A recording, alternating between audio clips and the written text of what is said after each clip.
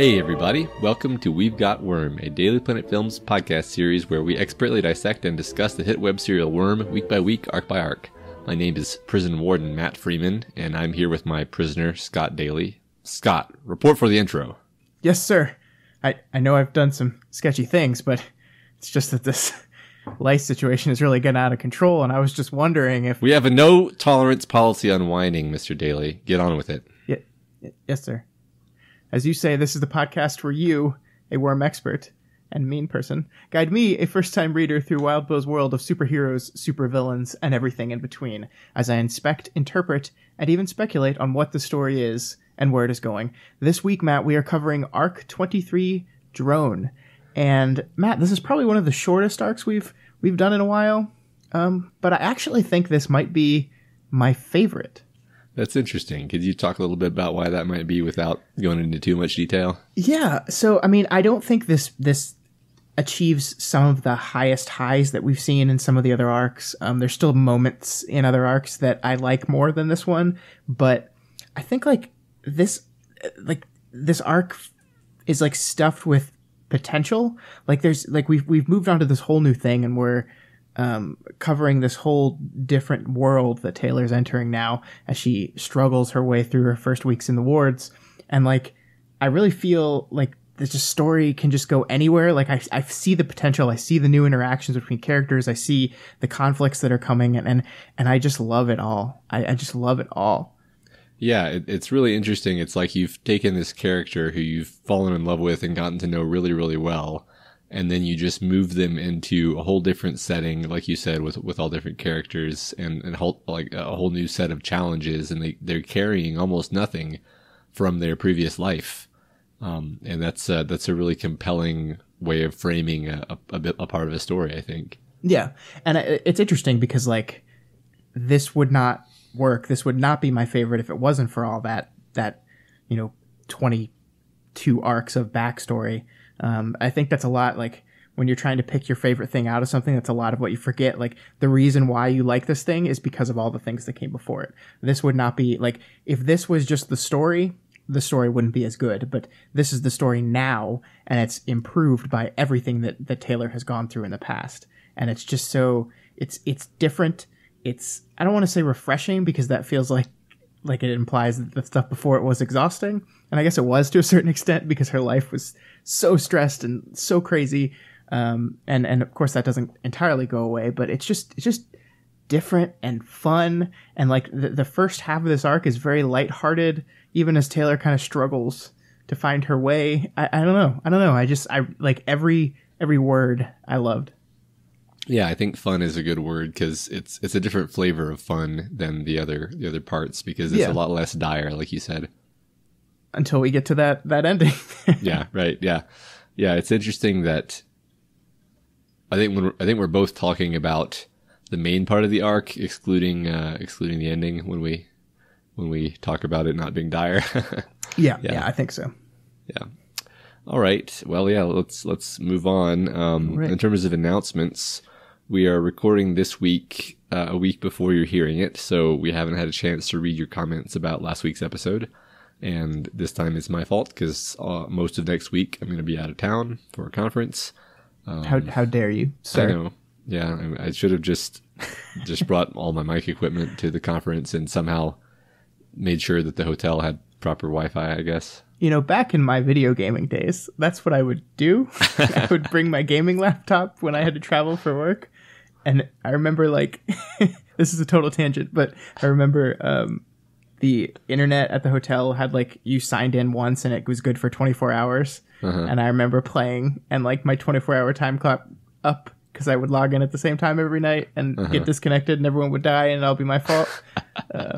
It's a blast from the past. That's good stuff. All right, let's talk about Worm, though. Yeah. So, no comments and questions, because we haven't had enough time to digest the ones that you just posted, because you just posted them. Yep. And so we're just going to move on to the beat by beat. So we've got Weaver in prison, going to school and reading books. And Defiant comes by to take her out for a temporary trip. And she's actually really happy to see Defiant, and they talk frankly about their former hard feelings for each other. Yeah, it's really interesting to see how this relationship has changed and grown over the length of the book. The thing I like most about this opening, though, Matt, is when she first hears Defiant's slightly digital voice, the first thing that jumps into her head is that Bakuda's here. And I think this is a clever way of setting up in the arc that we're going to have like a very introspective within Taylor type of arc here. She's clearly thinking through a lot of the events of her past few months. The fact that Bakuda's voice even is still so fresh on her mind that would be the first thing that she's jumping to kind of indicates that she's been thinking and processing this kind of stuff. Yeah, it's part of her paranoia, I think, that she's cultivated, because there were some moments last arc or maybe the arc before where she's actually thinking like, I'm becoming kind of paranoid because there really are people out to get me, and they could be coming at any moment with their terrible parahuman powers. And in this arc, it's actually the reverse, because you have this character who's been conditioned to be on edge all the time, and she's just kind of chilling most of the time. And at most, she gets to stretch her legs and do a little bit of field work where she's not allowed to be effective. So yeah. Yeah. So she's in a real prison. It's like a medium security prison, but it's an adult prison, and it's one that has kind of a rehabilitative slant rather than being one of the bad ones, I guess. So nobody messes with her, which I guess makes sense. And then on the way out of the prison, she speaks with the warden, and she's in a little bit of trouble because she took care of the prison's body lice problem without permission. And the warden makes it clear that she's not to get in a fight at all on this outing. It's going to go well. Yeah.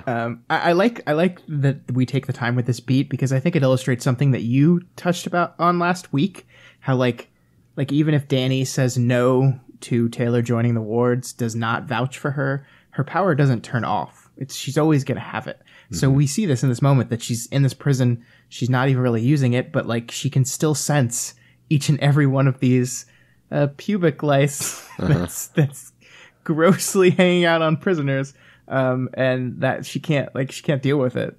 And you kind of understand, like, that would be so gross if you knew exactly what a dude's private parts looked like constantly because of the bugs crawling all over them. Yeah, that's the worst thing I can imagine. Yeah.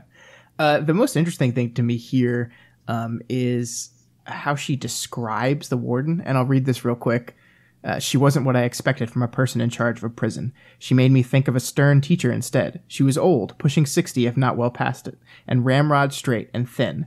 Her graying hair was tied back into a short braid that didn't quite reach the bottom of her neck. She was tough in a gnarled, craggy sort of way, like the veteran actors of cowboy movies, but female. And this is really interesting to me because Taylor has historically used her description of authority figures as a way of like demonstrating her extreme distaste for them. But I don't think that is here. I mean, she's describing how she looks, but it's not like in a this person's disgusting, this person's gross, this person's annoying type of way. There's a tinge of respect behind it that I don't think we've seen in Taylor very much. And I think that shows a little bit of the change in her that's happening. And you follow this up with this string of yes ma'ams as she responds to her, and a general lack of talking back. Though she still thinks the things, she just doesn't actually say them. And I think this is absolutely a different kind of Taylor. Yeah, she's really trying here, like to be good, even though it's really hard for her. Yeah, she has to like, and also like internally, we're not seeing her like plot behind the woman's back and lie to her. She's from her internal monologue, she genuinely seems to be complying. Yeah, absolutely. And for now, at least for now. Right. Yeah. So yeah, as they leave, she and Defiant talk, and Defiant points out their similarities. They're both the two of them, Defiant and Weaver, are both leaders who made mistakes in the past, and they're working off their debts. And he confirms to us that she is a member of the wards, which, you know, we the readers didn't know, because the last we heard, Danny was vacillating on that question. Yeah. But regardless, though, they have to actually get some team leader specifically to accept her, because she can't join the Brockton Bay wards, unfortunately, and everybody else kind of has a mixed opinion of her. Yeah. I like that once again we're getting another beat of comparing other characters to the protagonist, which we talk about a lot on here. I think it's interesting here because Defiant is pointing out their similarities, and they do have a lot of surface level similarities in that they've both been leaders and they both made bad choices. But I think the choices came from a very different place. I think Defiant and Taylor, although they had a similar path, are very different type of people. But I still think it's a nice thing to point out. Yeah. I also really like this beat that happens here in regards to Miss Militia being officially declared the new PRT director in Brockton Bay. Taylor's commenting about how she has to be in this tough position that she didn't really ask for, and Defiant basically replies, "She'll manage," and then stops. And Taylor comments that she can't tell if it was trust in his teammate or if he wasn't particularly empathetic on that front, that there's still maybe hard feelings because she's the one that replaced him. And I think you could technically interpret this either way, but I like to think of this as just a little bit of that old arms master that's still creeping out of Defiant, because I do think people can change, but it's not the light switch type of thing. It's a slow, gradual process. And I think Defiant is still like getting past some of his earlier tendencies. And I think this works for showing Defiant's process, but also as a showing that Taylor herself, her transition to hero is not going to be quick. It's not going to be fast. It's going to be a long, arduous process that's going to take time. Yeah, that's right. We see those moments later in the chapter where he's sort of being his old arms master self, and then he'll clearly be like silently reprimanded by Dragon, and then and then correct himself. And I mean, that's one thing to point out is he has Dragon there being his little angel on his shoulder. Taylor only has the devil on her shoulder in the form of a passenger who wants her to kill everybody all the time. Yep. And I liked your to your remark about like them being similar and maybe not that similar. I think there's a case that they're actually pretty similar in a lot of ways, because they're both these like humorless, very like goal oriented people who view things in black and white. And there's definitely like flaws that Arms Master had that Taylor doesn't, and vice versa. But I think they do share that core of kind of like business first, single mindedness. Yeah, I think you're right. Yeah, I think that's fair. Okay. Yeah. So they take Taylor in one of the dragon ships. I'm gonna not say that over and over, but they basically just use the dragon ships to go everywhere. They start off at New York. And it's a very classy HQ, apparently. So Prism is there. Oops. And Rhyme, who we've met before at the Echidna fight, is now a team leader. And some of the others we know, some we don't. We've got Revel, Dispatch, Jouster, Vantage, Tecton, Hoyden, and Clockblocker. And Dr. Yamada is also there. And so is Glenn Chambers, the head of PR for the Protectorate. So I'm guessing we're going to have a pretty long name game at the end of this episode, because there are so many new characters we're introduced to here. That's the plan. Yeah.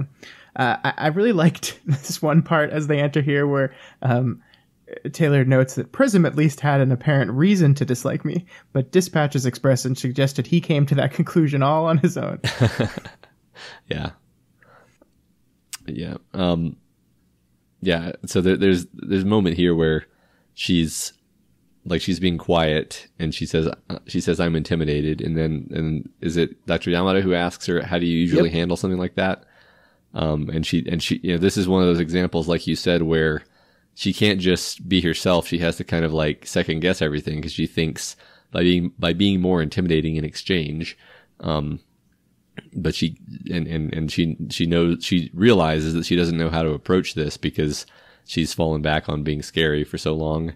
And then I think what kind of shows the character growth is that she admits that she's not sure anymore, rather than, doubling down, which would be the typical behavior. Right. It would be very easy for old Taylor to posture here and just admit that, say, well, I would be mean back, or to lie, or to do something else. But she says the truth, and she even admits to herself that this is the truth. Like, I am admitting something while also not incriminating myself. Yeah. The truth is, I don't know what to do in this situation. I don't know what I'm supposed to do anymore. Yeah, it's interesting and of course expected that she can't just turn off her like image consciousness, because the thing she chooses to say, she says it was the truth and it wasn't self-incriminating. So it's like she's filtering. She's gonna say the truth, yeah, but she's gonna make sure that it's still makes her look good, basically. Right, yeah. So yeah, and beginning the clock blocker bits, we get clock blocker standing up for her when other people are kind of ragging on her. He stands up for her as somebody strong enough to have on the good guy's side because, you know, she's demonstrated that, certainly. Yeah, he's great through all this. Like, I love him through every one of these interactions. He's basically here just because he wants to see this, because he thinks it's hilarious.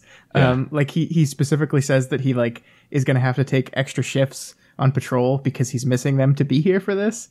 And that just makes it even better. And I know Taylor can't be part of the Brockton Bay Wards. I know it can't happen. But, like, it's a real shame because every time these two are in the room together, it's just great. Yeah. Yeah. They have a long relationship of being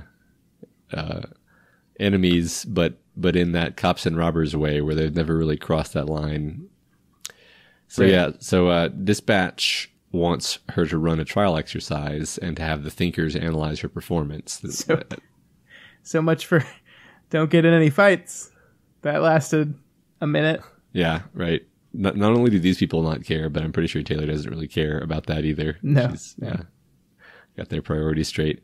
So she heads out with some Protectorate capes to fight some adepts. We've heard a little bit about them before. As they're walking, we learn a little bit about New York City. Apparently, they can ride super tinker bikes via the subway system. This is the coolest thing ever. Yeah. I like that. Like, they need to, like, that you just can't get one right when you're on the wards. You have to, like, earn it. You have to be on there for a while before you earn the right to do this. It's such a cool little detail, and we're going to get a lot of those throughout this whole arc. I'm going to touch on this in a detail a bit later, but we're really expanding the scope of Taylor's world throughout this arc. Yeah. Did you not just immediately imagine what the Tinker subway bikes looked like? Oh yeah. Yeah. I wonder, you know, I know Wildbow like wrote a lot of Worm stuff prior to actually writing Worm. Like, what I mean is like the in this world. So I wonder if he had fleshed out all these other towns and characters before starting, and that's why they seem so real, or if this is just an example of how deft he is with creating places. Yeah, it could be a little of both. I mean, if you look at if you say, okay, New York City, what's different between this and Brockton Bay? The first thing is, well, it's fucking massive. So we need, like, things are just going to be different here just based sheerly on size. So we need a way to more effectively get around. We need all this other stuff, and he kind of solves that all one by one. And I like the adepts, they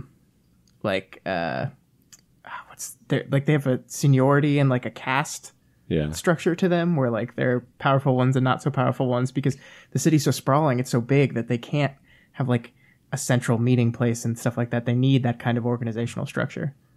Yeah. It's interesting. I think we should put a pin in that, because I didn't think about it until now, but we see the adepts, they have this kind of structure of almost maybe I'm overstating it here, but almost kind of hazing the younger, the newer members. It reminds me of a certain Cape group that we meet at the end of this interlude, at the end of this arc, rather. That's a good point. Yeah. There's definitely some contrasts between these different groups of capes and how they operate. I think that's probably intentional. Yeah. different hives in which these drones exist. So as they're walking around, heading to the fight, Glenn, the PR guy, steps in on the radio, and he insists that she only use nice and cuddly bugs for this mission. Use her power in a less threatening way. And of course, Clock Blocker loves it, and we love that he loves it. We're like, for once, we're kind of amused at Taylor's discomfiture. So she summons butterflies and ladybugs, and she says, "They're really going to make me butterfly girl." Yeah, I mean, the best part about this is that she summons the butterflies like almost as a joke. Like, it's like, all right, look, this is like, look at how ridiculous this is if I do it like this. And Glenn is like, oh, that's perfect. And she's just like, wait, what? No, that was like, I was pointing this out to show how crazy it was. And then she has to do it. And I think this is the first time, or maybe the second time, that we're really starting to nail that whole, that beat that continues through the rest of this arc, of Taylor, like, forced to neuter herself for the sake of this image, forced to second guess herself, forced to behave differently, forced to behave unnaturally, because she's no longer that queen. She is just the drone. And I think that's why the arc heading here is very fitting. She has to behave in such a manner. She has to follow rules. She can't act as she normally would. Yeah. This just struck me completely not relevant here exactly, but I realized that I was thinking about the drone thing, the idea of queen versus drone, and then I realized that there's actually a parallel in the interludes in this arc and the last one, in that the interlude character of this arc is absolutely a drone, and the interlude character of the last arc spent most of his time in various cells. Oh yeah, you're right. So yeah. that was well, Bo, cool. Just your names. You're so good at your names. Yeah. All right, carry on with with the discussion. One of the things that I wanted to talk about before we go on, and one of the reasons I like this arc so much, but it's very difficult to talk about in this kind of podcast format, is like the dialogue throughout these team scenes, throughout all these people interacting with each other, is so great. Mm-hmm. We've seen Taylor like observe the camaraderie of the wards in the past, but now she's like in the middle of it. And we have all this back and forth, quick dialogue, people joking around with each other, people seemingly enjoying their lives, which is very different from what she's seen. And like, they're giving each other a hard time. They're giving Taylor a hard time. They're making fun of her, but they're also like kind of scared of her. It's just very energetic. It's fun. It's well-paced dialogue. And it makes these early chapters, it makes these first few missions that Taylor go on kind of sing. Like it just moves fast and loose and fun. It's hard to explain, but it's really, really fun. Yeah, I think this is like an example of how his writing style has changed and improved kind of over the course of the story, even because like one thing I'll notice about this chapter is like a lot less time is spent describing the characters' appearances relative to, like, for example, like the first big villain meeting in Brockton Bay, where they went to that like, I don't know if it was actually a bar, but it was like a meeting place where everyone was either deaf or mute. I forget the detail. That was like a year ago, right? Yeah. Like I feel like there was a lot more description there, and in this we're seeing these people mostly be characterized by their dialogue. And I see that as being like a stronger and more efficient and more economical way of doing it. Yeah, especially in like a kind of almost action scene introduction way. Like, yeah, a lot of these guys we're really meeting them for the first time on this mission, so we're having to characterize them in the middle of action beats, and it's tough to do that with long paragraphs of just explanations of this is what this person looks like, this is what kind of costume they're wearing, and there still is some of that. I mean, I'm not going to say there's not, but yeah, Wildbow spends a lot of time characterizing through dialogue. I think you're absolutely right. Yeah. So yeah, they get to the building where they know the adepts are hiding out, and she scouts the building with her bugs, and she identifies who's present. And then she can't help herself. She uses her terrifying swarm voice to warn the civilians away. And the other Protectorate capes defeat the adepts. They just kind of run in and defeat them effortlessly. And Weaver is kind of, upset about this, and she heads up to try to show herself to be of value. And then right as she kind of arrives at the room, she realizes that they missed one of the adepts, the 13th hour, who sort of stuns all the Protectorate capes, including Weaver. Yeah, this is a really, really great moment, because we see her like desperate to prove herself. So she like rushes into the place, hoping that there's still something left for her to do, which kind of ignores the fact that she served as recon, which was a pretty important part of this whole thing. Like, she scoped it all out. She gave them the entire layout of the place, who was where. And of course she did miss a person. But I think she was not giving herself enough credit there for how important the recon portion of this whole thing was. Yeah, right. Like I feel like if she had stayed down there, I don't know. I don't think she would have been blamed if things had turned south.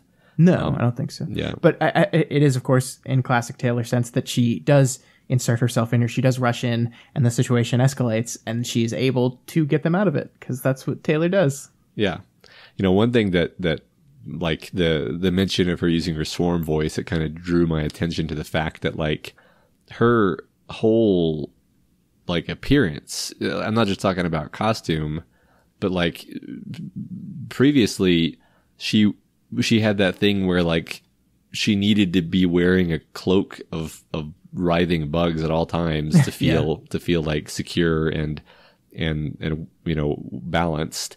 And now she presumably has almost no bugs on her because she's being discouraged from having a swarm. And so that's a huge, like, she's almost naked in that sense. She doesn't really have her power the way she's used to having it at all. You're right, but I don't think we see her specifically think about that, which is kind of interesting. And it almost as if like she has just accepted that as part of being Weaver, like that she's differentiated Skitter from Weaver so much that like Skitter needs that cloak of bugs. Skitter needs to constantly be covered in that. Weaver, on the other hand, is different and doesn't need that. Mm-hmm. I don't know. I don't know if that's accurate or not, but. Yeah. I mean, I think it must be something like that because it wasn't just put on. It wasn't all fake. It was she actually kind of came to rely on those bugs being there. Right. So this is like a choice for her to craft a new identity and not have that anymore. I like absolutely. This. Yeah. So even though she's like stunned and sort of almost like asleep on her feet, she's still able to use her power, and her power starts kind of tying everyone up with silk cords that she's been preparing, and so she's basically moving the cords and the spiders and the other more useful bugs around in the midst of the cloud of butterflies that obscure what she's doing. And then she gags herself on a cockroach to wake herself up, which is such a Skater thing to do. And then she does the same to wake up Tecton also. So, and then she ends up getting burned by an exploding fire telekinetic bird thing.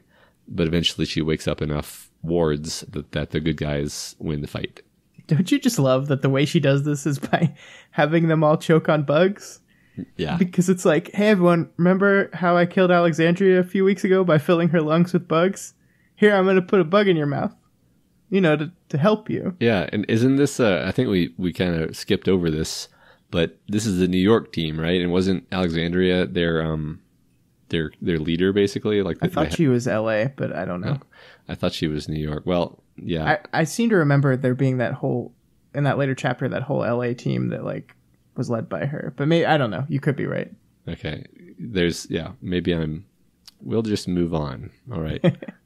I do think this moment starts another thread throughout this arc, though. And it's like, you see that Taylor has to break the rules here to win a little bit, right? Because she was told to only use butterflies, but she doesn't. She masks what she's doing with other bugs, but she stings them. And you kind of start to see why Taylor would always win when she had to come up against the wards, because wards, the Protectorate cannot go all out. They can't do it. They don't have that option, and it's limiting. It really is. Yeah. So after their meeting, after this mission where she sort of proved herself to be really useful, but also didn't quite follow the letter of the law, Defiant takes her back to prison, and she's frustrated that she'll have to figure out a whole new way of fighting that isn't based around being maximally terrifying. Yeah, and that's because every instinct inside her wants her to escalate to that terrifying place every time she's backed into a corner now, right? Yeah. And that's because literally since the beginning of this book, she's been getting positive reinforcement for acting in that way. I mean, the first thing she did as a cape was sting Lung so much that his wiener fell off. And since that point, she's gone harder. She's been more fierce, more scary, and she's been rewarded for it every time. And suddenly all that's reversed. She has to relearn every cape thing that she's ever done. And it's even more kind of subconscious than that, as we see in a couple chapters. Yeah, this is a great thing to put your protagonist through because there's so much doubt for her of like whether she's made the right choice, because she, as she says fairly shortly, like she put all of her eggs in this basket and she's really not sure if she made the right choice because this is so much harder for her than being a fearsome villain was. Absolutely, yeah. So then we move into 23.2 and we visit Las Vegas and we meet some of the Las Vegas Capes, including the guy who I think is their leader, Satirical, and the other Vegas team members. And they all have kind of unusual costumes, which is interesting because that goes to that note we were pointing out of seeing how these areas and these groups are different. And all of the Vegas Capes are angry. Yeah, and I think this is where I wanted to point out that that jet-setting nature of this arc. Because so far we've been in New York, now we're going to go to Vegas. We're going to be in India before the end of this arc. But the thing that I was thinking about is that we've never left Brockton Bay when we were with Taylor. Every time we have left Brockton Bay, it's been in one of the interludes or one of those interlude arcs. So Taylor and her story has always been centered on this one city. But now she's left Skitter and that world behind. And I think this is a very intentional shift. If you want to view like the dawning of the Weaver personality as Taylor kind of transitioning from childhood to adulthood, and I think there's some support within this arc that that's what's happening because her world is suddenly getting way more complicated. Things are harder. It's not as easy for her. You can look at this whole shift from just being Brockton Bay to opening up to the rest of the world as like the adult recognizing that the stakes in the world are much higher, are much greater, are much bigger for everything. Things are way more complicated than just your little city by the bay, Taylor. Like you have New York has their own way of doing things. Vegas has their own problems and their own things going on. Like China and India have their own like types of capes. They have their own like whole different cape structure. And I think that's what we're seeing throughout this, that she is starting to realize that the world is bigger and more complicated. It makes me think about that hero's journey sort of phase where the hero kind of leaves the mundane world and enters the world of the adventure, which is usually sort of a magical world. Except what's interesting about Worm is that this would be the second time that's happened, because the first time it happened obviously was when she goes from being somebody who has her powers but isn't really a cape to being, an undersider. I would say that's that transition. She enters the world of the capes. But even that is like, the first, we're on arc 23 and she's only now emerging from, I don't want to say the kiddie pool because she faced a lot of, terrifying challenges in Brockton Bay. But like you said, she's moving out into the real world of much bigger concerns. And it's almost like we're starting the hero's journey over at that relatively early step for this character. I think you're absolutely right there. I think like, and I think you're right that we say this in no way to belittle everything that she's gone through and everything that she's done, but Brockton Bay is one very small piece of this world, and we've never really gotten to experience that, and neither has Taylor, and now she is. Yeah. So it's a really cool thing to do in a story like this. It's a little bit unconventional, and I like that.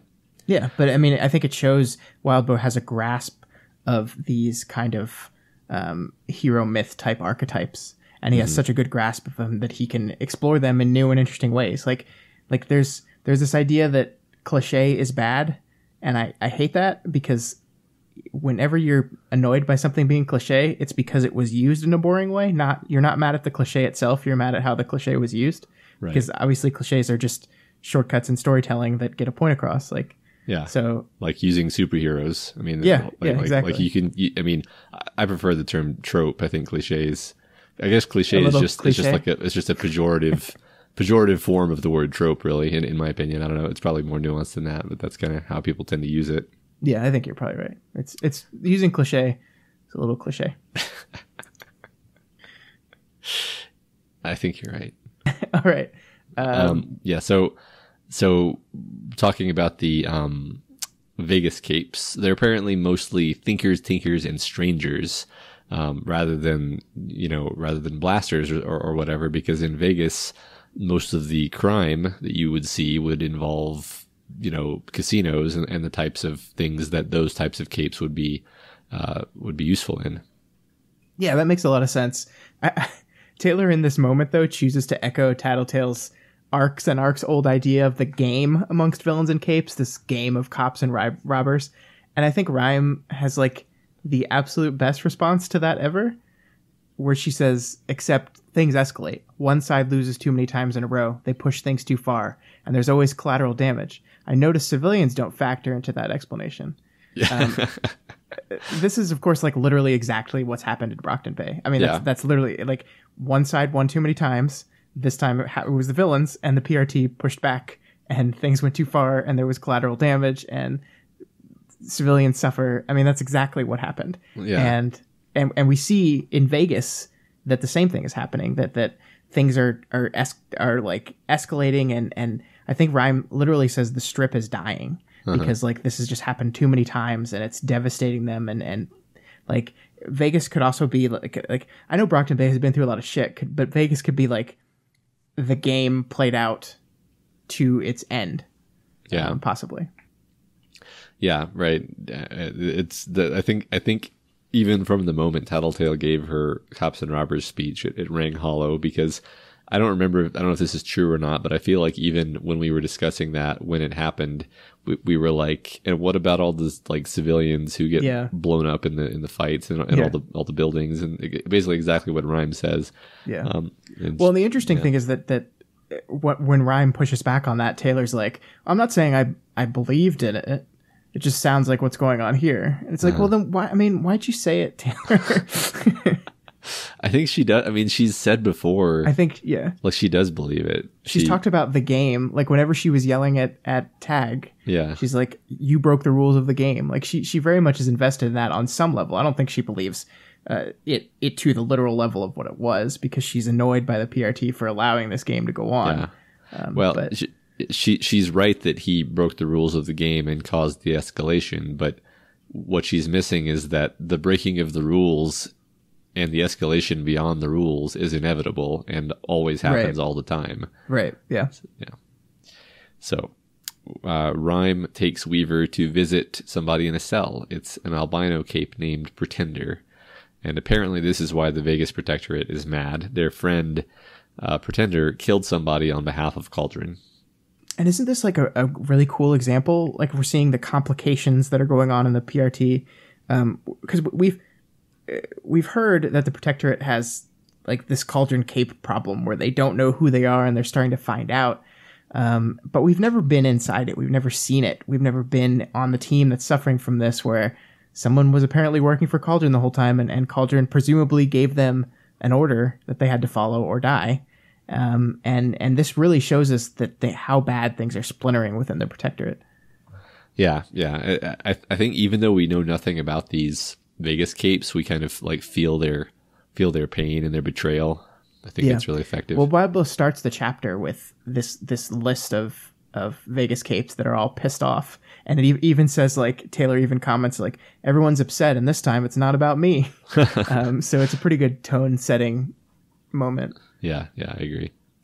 So the Thinker who is with them, basically she's one of those danger sense capes, and she tells them that her power tells her there's a lot of risk surrounding the situation. Isn't this like hilariously done? Like the way it's described? Because it's like she basically touches her middle fingers together and forms a circle and says orange, moves her hands further apart, says red, and then makes a circle as big as a pizza and says yellow, and Rhyme's like, oh shit, that bad?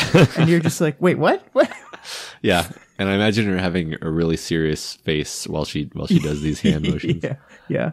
I love all of the different Thinker kind of predictive powers and how they manifest. We've seen a few, right? We've seen them with Echidna, where they're like, I forget what it was, but yeah, it was these very abstract things where it's simultaneously ridiculous, but you also know exactly what it means. Yeah. I mean, like, we do it all the time in our government, like the terror colors levels. It's really just abstract and meaningless until you attach certain meaning to it. But yeah. So they talk about the boogeyman, the woman who runs around censoring cauldron leaks. We know who this is, of course, and Taylor asks, "What's her classification?" And the answer is, "Don't worry about the number, just run." And I think that's pretty accurate based on everything we've seen about Contessa until this point. The interesting tidbit that jumped out to me here is that a Cauldron is apparently letting some things intentionally leak now, like to the point where they say, like, if they were trying to stop leaks, it would imply that they're really bad at their job. But they think that Contessa is so effective that there's no way that's happening. So I don't know what to do with that information, but it was interesting. Yeah. I think I'll refrain from commenting, but yeah, it is interesting that's the case. Yeah. Mm-hmm. So yes, there's some more great dialogue as Weaver talks with Leicester, I believe it is, the newest member of the wards. You're new? I asked, raising my eyebrows. I've only been a ward for a month. Only 2 fights in a month. I felt a pang of envy. Yeah, and I think Wildbow's going to swing around to this central idea in a big way in that whole chapter 4 conversation we'll get to. But I just wanted to call the setup here that this idea that life as a villain is infinitely more dangerous is something that Taylor's becoming acutely aware of here. Yeah. So the dragon ship brings her butterflies, and she releases them to cover the area. And of course, she can't help but make another joke here. Scott, go, my pretties, I said monotone. Go seek out my enemies and smother them. Oh, Taylor. And then, of course, Prefab says, I know you were joking, but no smothering. No smothering, I said, sighing. Sighing? Yeah. But like, so this is, Scott, do you think Weaver is trying to be funnier? Do you think Weaver's trying to lighten up? I think she is a little bit. I think she's trying. I just don't think she's very good at it. I think I would have laughed if I were there. I mean, I think the problem here is Taylor, and I think we'll see this when she talks with Glenn, but the problem is that Taylor is just seemingly still kind of unaware of how generally, like, scared of her most of the other people are because of, like, how unpredictable she is. And so, like, she does these moments of humor and people are like, don't know what to do. like, I mean, yeah. It's very clear that she was joking here. Prefab even knows that she was joking, but still feels the need to say out loud, seriously though, don't smother anyone. Right. I mean, like, probably the thing at the tip of his mind right now is that this person smothered Alexandria to death. Actually, I don't know if everyone knows. Yeah, that's a good point. Exactly. Like, they know she was involved, but yeah, that's a good point. If, like, they obviously to the public they did not reveal the full extent of that, but I wonder if internally they did. Probably not. Yeah, I mean, I would imagine a lot of capes know her weakness, but who knows? Yeah, so Dragon's Craft is on the roof, and Weaver scouts the area with her bugs, quickly detecting somebody with a sniper rifle on a roof nearby. And the heroes put up a defensive force field, and the man with the rifle, glasses, and dress shirt escapes by evading her bugs perfectly and running through a trapdoor. Yeah, that guy really had their number, man. Wonder who that was. I don't know. Yeah. I really don't know. Yeah, no, me either. So they bring Pretender up into the dragon ship with a box, in a box rather, and then they all take off. And the conversation on board the ship turns to Weaver's history as the killer of their former mentor, and as somebody who has perverted justice. Yeah, and like she's explaining exactly why she asked Taylor to be here about that perversion of justice, but she gets interrupted, and I really wanted to hear what she had to say. Yes, I had exactly that same thought, actually, that I wanted to hear the rest of what they were talking about, and then I was like, do they get back to having this conversation later? I don't remember. No. Yeah, no. So yeah, the ship takes a hit from what turns out to be a small human. It's Bambina, and Bambina gradually knocks the ship out of the sky with her body, and then Rhyme helps cushion the impact of the crash with her ice. And as someone who has fallen down many times while ice skating, I can confidently say that ice is not very cushioning, Matt. No, I don't think my tailbone has ever appreciated the soft ice. So soft. Yeah. A few of the heroes are slightly injured in the crash, and the craft is pretty much trashed. Weaver gets the monitors working to show what's going on outside, and Bambina lands with 2 other kid capes before they can extricate themselves.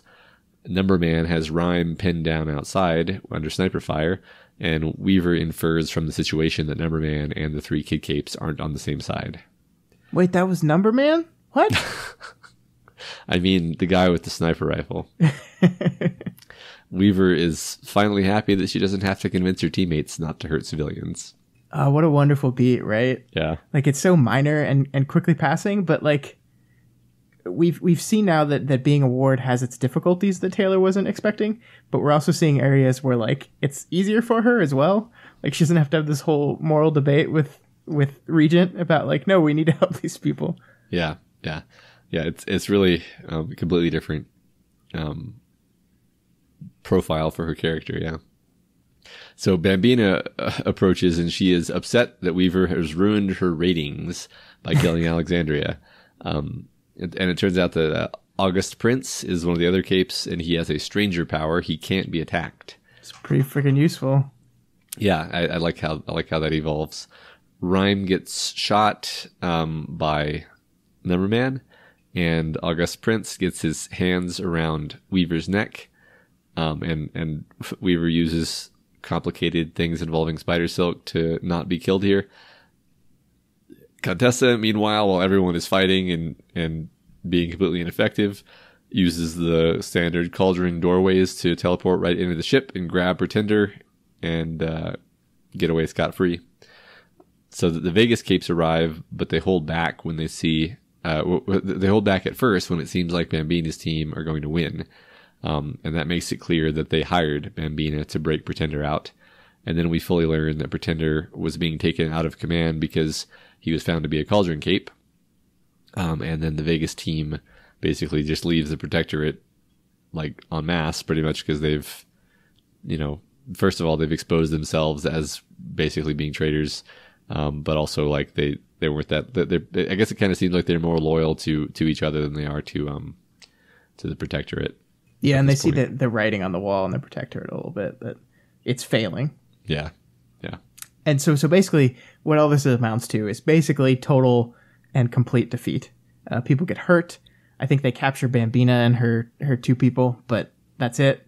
The guy that they were supposed to be transporting got away. They lost a huge chunk of Protectorate members. And this got me thinking, Matt, like, when's the last time Taylor just flat out lost a fight?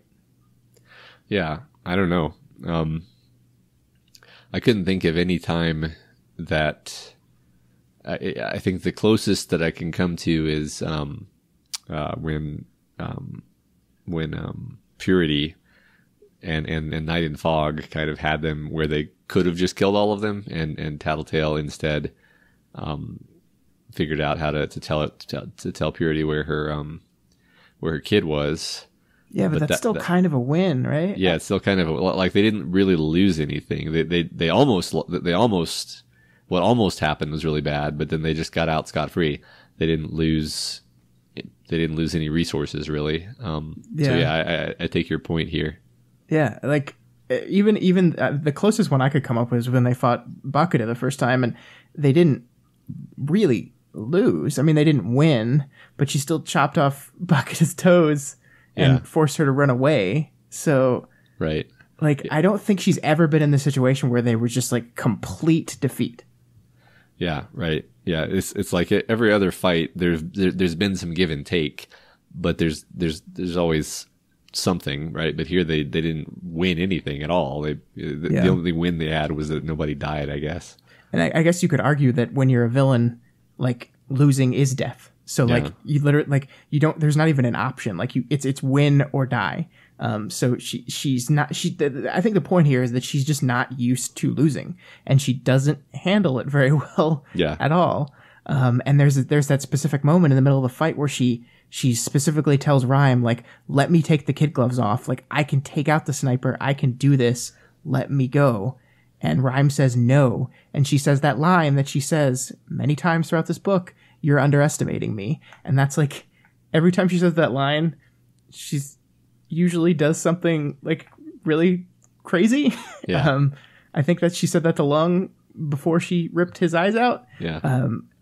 And of course she doesn't here, but like she leaves this battle like insanely mad and frustrated and feeling like I could have won this for us if you would have let me. And like Rhyme says something that I don't think Taylor picks up on here in the moment, but we'll learn more about in this conversation with Glenn. Rhyme says like, no, by stopping you, by not letting you take those kid gloves off, I am doing you a favor. You don't understand. Right. And that's what we get into next chapter. Right. Because the problem is clearly not that she's being underestimated. That's not it at all. It's what we're about to find out because 23.3 begins and Taylor basically storms down to meet with Glenn. And as she comes in on his studio, she examines his particular way of holding power, his leadership style, which is based around some form of charisma. And he's kind of like surrounded by these interns that he kind of has in his orbit. And unexpectedly, she compares him to Skidmark, in terms of kind of the idea of having like a retinue that he keeps charmed with his kind of bizarre kind of charm. And then she admits that comparing him to Skidmark might be kind of a negatively biased comparison. Yeah, no shit.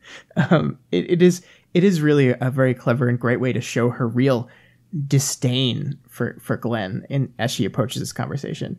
Like we already said, she comes to this meeting really frustrated, but this entire section where she's examining how he holds his power is basically just her finding like ways to mentally ridicule him. Like the idea to her of leading through charisma is such a foreign concept, and she sees anyone and everyone that would be swayed by that sort of power leadership method as weak-willed and sheepish. Which is kind of crazy. I'm wondering how you feel about that. Is she right at all? I mean, she points out that these are like kids fresh out of college that are hoping to use him to launch their career. What do you think? Yeah, I don't think that's terribly fair. I mean, in any like leader to subordinate relationship, there's a large variety of reasons why that a relationship exists, and like it's certainly not any more like laudable to rule by fear than it is to rule by the kinds of manipulativeness that are required to be a charismatic leader. And I say manipulativeness like that's I think of there's a certain ethos I like that like leadership is manipulation, and you shouldn't think of that as a bad thing. It's you're trying to manipulate people into doing what needs to be done. And I think she's being unfair to Glenn, Scott. Yeah, I think so too. And I think, some of our best like political leaders have led through charisma, have gotten power and led people because people liked them. Yeah, right. So yeah, she's challenging Glenn. She challenges the restrictions on her power that he's placed on her. On not being able to use her more useful bugs, but like the whole attitude basically of fighting, of forcing the wards to fight in this camera friendly way is really what she's mad about. It's not just about the ladybugs and the butterflies. It's about like, hey, you're handcuffing the wards entirely, and you're making us less effective as a unit, and that's her problem. And this is kind of her hearkening back to her, like, we need a new PRT and a new protectorate thing. And I think that she thinks one of the features of the new protectorate is going to be that the gloves are taken off. And she's being pretty aggressive with him here, and they kind of spar over this issue, and also Taylor's sense of discretion or lack thereof, because she brings up a lot of these things in front of his retinue, which she knows she shouldn't do, but she's doing it basically to make a play on him. Yeah, there's a really great response he has to this whole thing, though. I appreciate Glenn as a character very much, because here he basically says, this is a really complicated issue, something you could study for 6 years in college. But you figured it out after 2 brawls? The rumors of your intelligence must be true after all. And it's like Taylor is smart. She's very intelligent. She is very resourceful. She figures things out very quickly. But her confidence in that intelligence is almost like overbearing sometimes. Like, she's convinced that she has this complete grasp on the situation and the solution to it after 2 weeks in the wards. Glenn, I think, uses the phrase, "you're a dog in a duck pond," and it's pretty perfect. Like, she knows what it takes to lead a group of villains, but this isn't the same thing. And it doesn't have the same restrictions. It doesn't have the same rules. It doesn't have the same goals. And it doesn't have the same big picture. So she can't, like, she's trying to take everything she learned as a villain and just drop it into this new situation and assume that it's all going to work the same way. And it's just not. Yeah, this is really good because, again, we have this 16-year-old protagonist who was very successful in what she was doing and thought she knew better than everyone, and it actually carried her a long way. But like, the fact that she has this vision for the PRT, like it would have been kind of disappointing story-wise if if Taylor had been like, this is my vision for the PRT, and then all of these adults with years of experience were like, "You're right, that is a better idea," you know, like right. It's clearly a bit naive in various ways, and like you said, it's because she doesn't grasp this big picture. Yeah, you need your character to be wrong sometimes. I mean, you need them to like, I mean, it's the whole Mary Sue-ism that we've talked about before on this, which is why I still don't understand why some people consider her that. Like, she, I think, is wrong here, or maybe it's not wrong. It's just she doesn't understand the full picture. Yeah, right. She's just missing the information and the perspective. Yeah, she's naive. Yeah, so Glenn admits that forcing her to use the butterflies, even when up against Contessa and the Number Man, was a way of testing her, because they being the Protectorate and everyone really view her as somebody who is unquestionably strong and able to help, but liable to snap. And he calls her out on breaking the rules that he set using the stinging insects on Bambina. Yeah, and he's right. And it's actually very smart, because it's very easy to follow the rules when things are going well. It gets harder to follow the rules when you're up in a tough situation. So that's the perfect place where, did you follow the rules or not? And she didn't. She has been trying. We've already talked about how she's been trying to be this new person, but she's still continuing to like cleverly skirt around orders, like with the warden who tells her not to use her power in the prison. Well, she sends most of her bugs to the zapper, but she's also secretly hoarding and breeding spiders. With the adepts, she was using the butterflies, but they were just masking the other insects she was using. And now in Vegas, she does the same thing as well. Matt, doesn't Taylor know that when you start a new job, you're supposed to like follow the letter of the law for the first few weeks until you figure out what rules you can break? Like, come on, you gotta wait a little bit. Yeah, I know. I mean, it does look really bad. I mean, she hasn't snapped, but this is just as bad in its own way, where she's just not really playing the game. She's not showing that humility that she kind of wants to show. She wants to portray. She wants to actually have on some level, but it's so contrary to her nature that she keeps slipping. Yeah, and you can imagine the PRT when they're viewing this stuff, every time they see her like go to rhyme and like, come on, let me take my kid's glove off, they're like, oh shit, here we go. Here's when she's gonna snap. Like, they're just not sure. And again, she doesn't fully, I don't think she fully realizes like the weight of the things that she's done and how it colors their perception of her. Yeah, I agree that's true. So yeah, when she continues to push to be put to proper use, he shows her a video feed of herself attacking the Brockton Bay PRT. And she watches her movements, and she's surprised because she sees herself employing combat tactics that she doesn't remember using. Her swarm does things she doesn't remember telling it to do.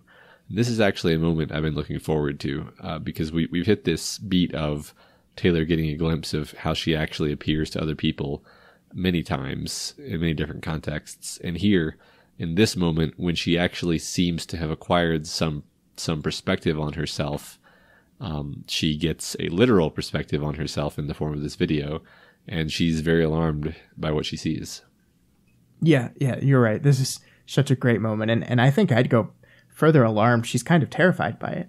And I wanted to point out here the way the prose is written, because I think it's very clever what Wildbow does here, and I don't even know if he did it intentionally, but it's clever enough where I think he does it intentionally, because as Taylor is observing the movements of the recording, the prose shifts from I did this, I did that, to she did this, she did that. As she makes this move that Taylor doesn't recognize, the prose makes that shift. So it's almost as if like we're specifically drawing out the otherness of this. And it's something that, like, I think if you're reading through this quickly, you might not catch, but I think your brain does. I think your brain like notices that subtle shift, and it kind of otherizes the situation, that it wasn't Taylor doing this, it was Skitter, it was her. And I think that's a really brilliant way of painting this whole video. Yeah, like the actual sleight of hand of the language is great, because within the same sentence, she refers to the person in the video as me, and then the Skitter in the video, and then it's the Skitter, and I think that's really interesting, because it's it's a third party, it's not her. Yeah, that's wonderful. Mm-hmm.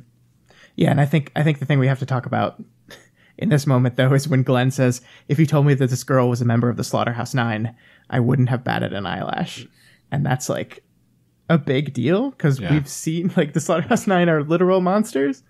Yeah, right, and that's, you know, it speaks to his sense of like the appearances and the PR aspect of things, because like it's completely true, because she didn't do any, you know, we've seen the Slaughterhouse-9 do horrible things. We don't see her do anything horrible in that image. It's just he's commenting on the like aura of her, and that's what he wants to work on. Yeah, and it's interesting here because like they both look at this video and they both get afraid, but they're for kind of different reasons. Glenn is focused on PR, so he's into that. Taylor's worried because she doesn't remember doing this. She doesn't remember teaching herself this. Something happened that she did that she doesn't remember, and she feels like she's losing control of herself. This is a big moment for her. I mean, this is a moment of real introspection for her, and I think this changes things for her a little bit. And I think we're going to see this kind of ripple out throughout the rest of these chapters, but this is a big deal. Yeah, I like that this wasn't just a throwaway, because so often we've seen Taylor realize something that makes her feel a little weirded out about herself, and then she just sweeps it under the rug completely and never thinks about it again. Yeah. And this time she absolutely, like, she's like, this needs to be addressed. So that shows some character growth, I think. Yeah. So yeah, Defiant and Chevalier arrive in the midst of their conversation, and they tell her that she won't have these restrictions removed until she's 18 and joins the Protectorate. But they do agree to let her provide spider silk costumes to the PRT.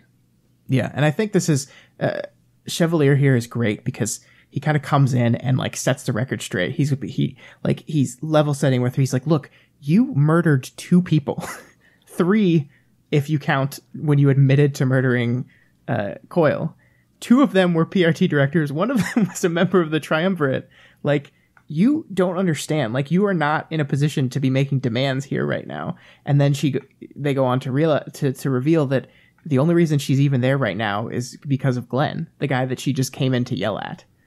And it's kind of crazy. Yeah. Yeah. That's pretty cool, because like you said, you already kind of like Glenn at this point, but we don't really know why he would do that. Like, why would he take that risk by suggesting that? Yeah. And I don't think we really find out, but it's really interesting. Not yet, at least. Yeah. I think the most interesting thing about this whole thing is they're basically begging Taylor to just be patient. Like this is going to take some time. It's not going to happen over a few weeks. It's not going to happen over a few months. It's going to take some time for people to get used to you in this role and get used to this idea. And you think, like, why is Taylor so impatient? And then you start to look back and you think, well, she got her powers in January, and then she became warlord of an entire city by June. So, like, in less time that it's taken us to read this book, Taylor has taken over a city. Feels like we've taken over a city, though. So, like, this idea that you need to be patient, you need to let this play out, like, you need to work your way through this, is something that's really foreign to her. It really is.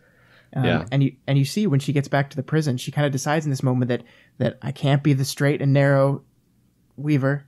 I can't be the villainous Skitter. So maybe where I belong is in between there. And I don't know how comforted I am by that call. Yeah, right. That does feel a bit like giving up. Giving up on what she really wanted. I think by the end of this arc, it makes us feel a little bit better seeing how she chooses to implement that. Yeah. But it's still a question mark. You know, we're not getting a character resolution. We're getting a character development. Yeah. Yeah. So she's back in her cell, and she gets a giant wad of fan mail, including letters from her team. And I love each and every one of these. Gru didn't take it too well. Rachel dictates a letter that expresses loss while still wishing Taylor well. And it turns out that there are 3 other villain groups sending feelers into the town. So Taylor feels kind of bad that her friends are having to deal with that without her. And also poor Atlas has died. Yeah, Matt, they're all wonderful, all the letters. I think Imps that just says, ha ha ha ha, what the fuck? Yeah, right. Rachel's is, of course, my favorite, though. Yeah. Especially like the little comments by the person writing down the dictation. Right. It's just great. But yeah, right. There's a bunch of heart punches in this as well. Like when Rachel says suck somehow, but can't really understand why. Maybe see you at next Endbringer fight. We both stay alive. Try hard. That's all. And it's really wonderful. Like, Rachel is the best. Yeah. Yeah. Yeah. And I really do love that we get this note that Charlotte tells her they're gonna cast Atlas and Brass after he's dead. And this got me thinking, like, as we think about Taylor's former people are creating a monument to her, and it makes you think about Taylor's time as a villain, and that it was what Brockton Bay needed from her at the time. And this made me link back to one of the conversations we had before, that the biggest problem with Taylor's whole plan is that it never had that long-term portion to it. It never had that long-term, how do we transition from help people in short term to long-term leadership and control. And I think that plays into it, that what Brockton Bay needed at the time was that short term, that fix this, that beat with Charlotte from last Interlude last week, where she said, this is working for us now. That's what the city needed. That's what the city wanted. And we'll worry about tomorrow later.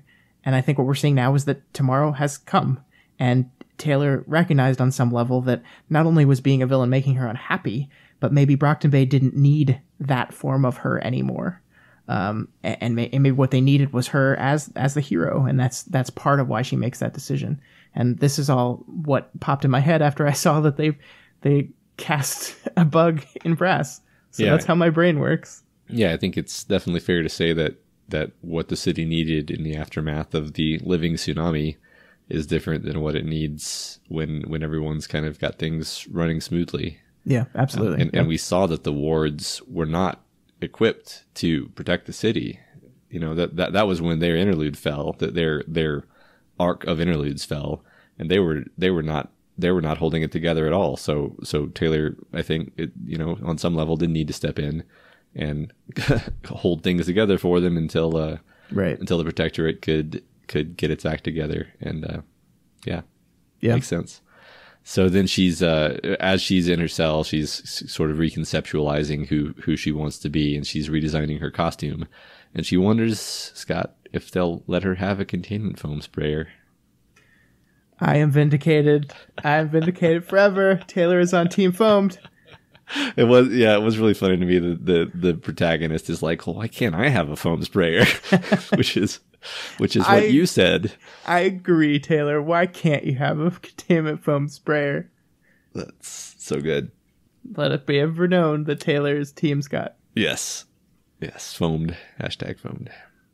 So 23.4, and I don't know if you could be happier, actually, Scott, because following on the containment foam reveal, the big containment foam reveal of Arc 23, which is really the most important part, we have Dr. Yamada coming for her appointment with Taylor.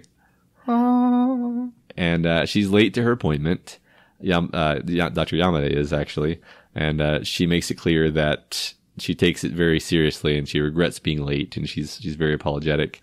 And she points out relatively quickly that Taylor, in a very short span of time, number one, reacted to her use of the word respect in an interesting way, and also presumed that Yamada's lateness was due to bureaucracy. But before they kind of dig into the psychotherapy, she wants to talk about how Taylor's doing with everything.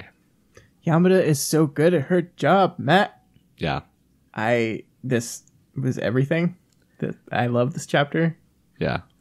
So Taylor admits to having been restless, which I think is the perfect word to kind of describe the mentality that we've been talking about this whole time. She can't go for her runs. I think it's interesting. She ascribes it to like, oh, I can't go for my runs. That's why I'm restless. When it's like, actually, you're restless because you don't get to indulge in violence all the time. But okay. No, it's just the jogging. Yeah, right. She feels like she's helping people less than she was. And that's true. That is another cause of her restlessness. And she describes, I thought this was interesting because she says, this is about the very fundamentals of right and wrong. And then describes the very fundamentals of right and wrong as being, if everybody acted the way I'm acting now, would the world be better off? Which is very interesting because we never had her explicitly state her ethics. And it sounds like her ethics are very much like about universalizability, the idea of you have to act in a way that is a way that everyone could act. And I think that's interesting because it doesn't make any sense for Skitter to think that universalizability is the basis of morality because of how she behaves.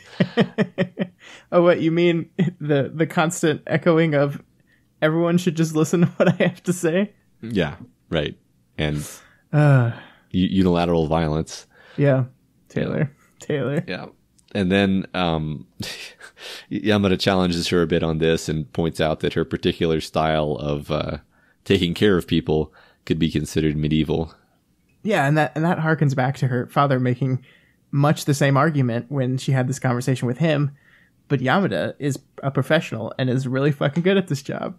So when Skitter argues that the only people she hurt were the ones that deserved it, that committed transgressions against her and deserved harsh treatment, Yamada strikes back with, and what about the wards? Did they commit a transgression that warranted the pain they suffered at your hands?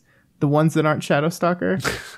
And it's like, Taylor doesn't know how to answer that. Like, she's just like, she eventually like blurts something out about like, yeah, I mean, well, they tolerated Shadowstalker, but it's really, I don't have time to get into it right now. It's like, she's basically like, I just got dunked on. Yeah. Sure, it's pretty bad there. Yeah. And it's easy to, I'm glad that there's that moment of her mentioning that, because a lot of the arcs, her interlude, a lot of Yamada's interlude concerned the wards ranting about Skitter specifically.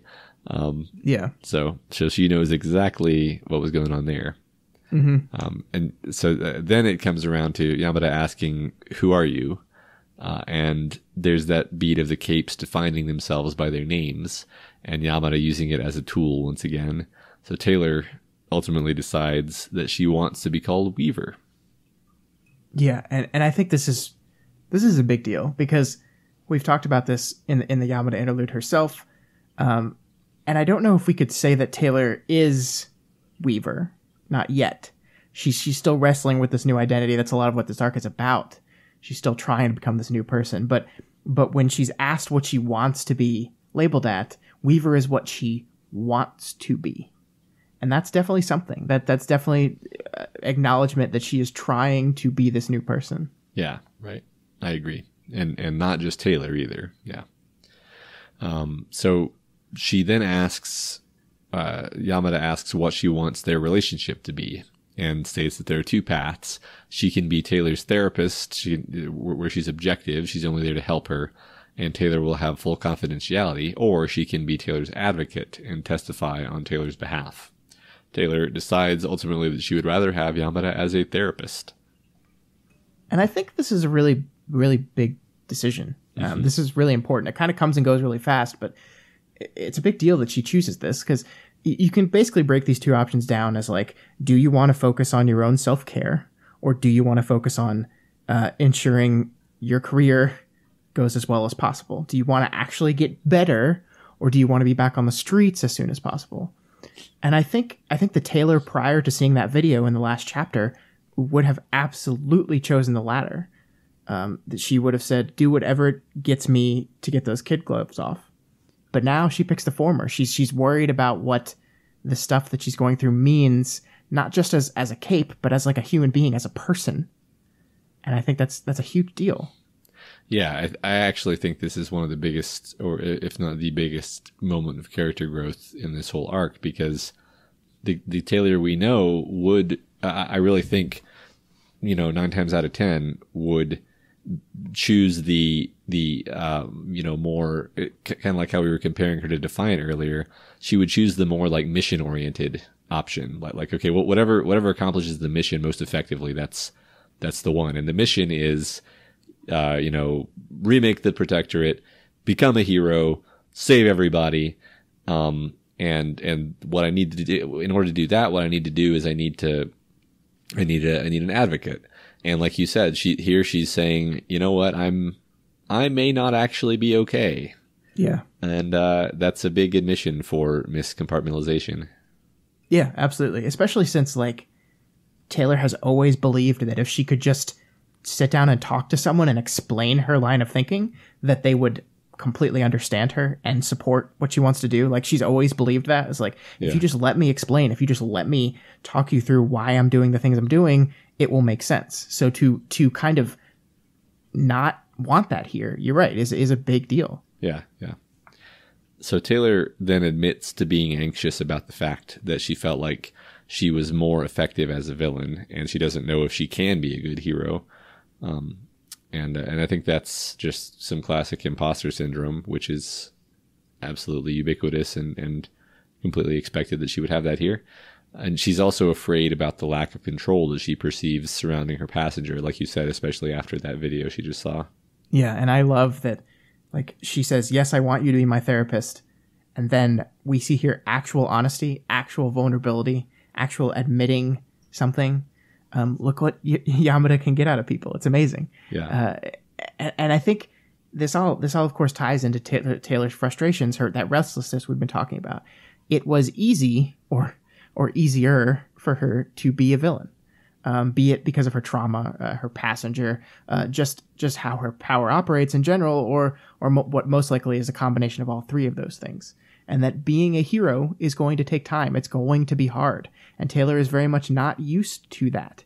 To tie back to that whole Taylor becoming an adult thing that I mentioned in the first part of the arc, this could be compared to like a really smart kid breezing their way through high school, and then suddenly they get to college, and it's hard.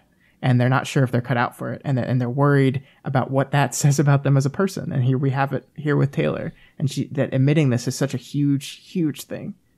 Yeah. I think that's, like you said about college, that's exactly the imposter syndrome thing. And I think I've experienced some degree of imposter syndrome in every step of my career, from like this podcast. Yeah. Right. Yeah. It's just, that's just how people react. But because Taylor is relatively young and inexperienced, to her, this is an entirely new like sensation of, and she takes it maybe more seriously than she should, this feeling of inadequacy. Yeah. So ultimately, Yamada takes her for a walk outside, and they visit a PR event where a group of Boston wards are being mauled by a mob of middle schoolers. And it's time for what might be my favorite scene in the entire book, Matt. Yeah, I love this so much. It's pretty awesome. So Taylor calls up a swarm of butterflies and tells the kids to catch as many as they can. So this is adorable. Yeah. And it's so very anti-Skitter, right? Like, how often did we see Taylor use bugs to entertain as Skitter? I don't know if we ever saw that. Because she was all about fear. She couldn't do that. She couldn't let people have fun with it. But she doesn't have to be that way anymore. And my favorite part through all this is she brings the butterflies over them for the first time, and the kids all kind of freaked out.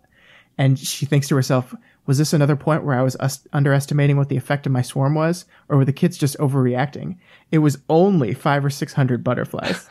That's a shitload of butterflies, Matt. Yeah, a lot of butterflies. I don't know if people are going to believe that this is true, but yesterday a butterfly landed on my shirt while I was walking. And of course it was funny that I just read this chapter, because it's not like butterflies land on my shirt all the time. But I had the thought when I was looking at it, I was like, well, that's kind of neat that this has happened, but also this thing is kind of creepy, actually. Yeah, I get 600 of them. Yeah. I mean, I don't think I've ever seen that many insects in one place at a time. So just like them being there would be overwhelming, even if it's just butterflies. Yeah, no, definitely.